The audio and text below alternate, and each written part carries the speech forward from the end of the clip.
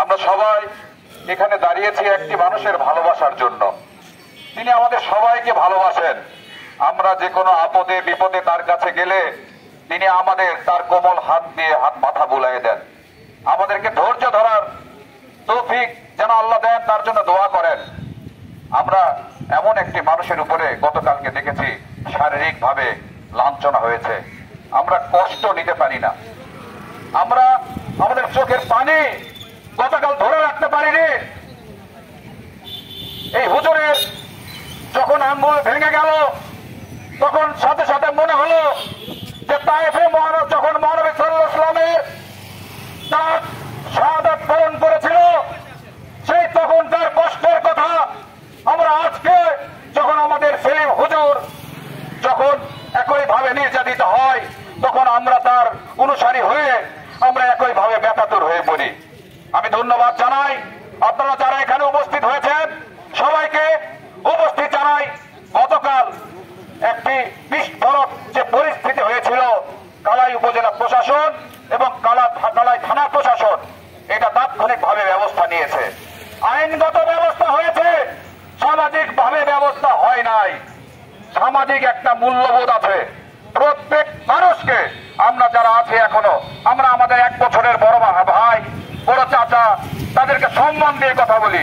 তাহলে কোন ধৃষ্টতায় আমাদের সকলের আমাদের 27টা মসজিদের খতিব ইমামের গায়ে হাত তোলে? এই ধৃষ্টতার যে পরিণতি হবে আমরা এখানে যারা তৌহিদি জনতা আছি এদেরকে সামাজিক ভাবে বয়কট করতে হবে।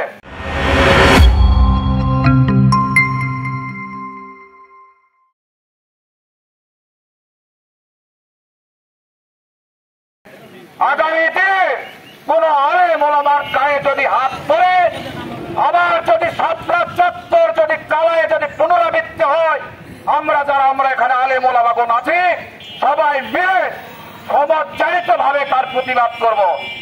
যারা অপরাধী তাদের শাস্তি কামনা করছি, আর মুসলমান হিসাবে আমরা তাদেরকে মহান রব্বুল আলামিন যারা ঘটিয়েছে তাদেরকে হেদায়েত দান করে, আর আমাদের সবাইকে আল্লাহ মহান রব্বুল আলামিন ধৈর্য ধারণ করার তৌফিক দান করে। এ বলে আমি আমার সংক্ষিপ্ত কথা শেষ করছি। মুমিন হলো এখন মুমিন বলে দাবি তার অযোগ্য। কোন আলিমের গায়ে কোন মুমিন হাত দিতে পারে না।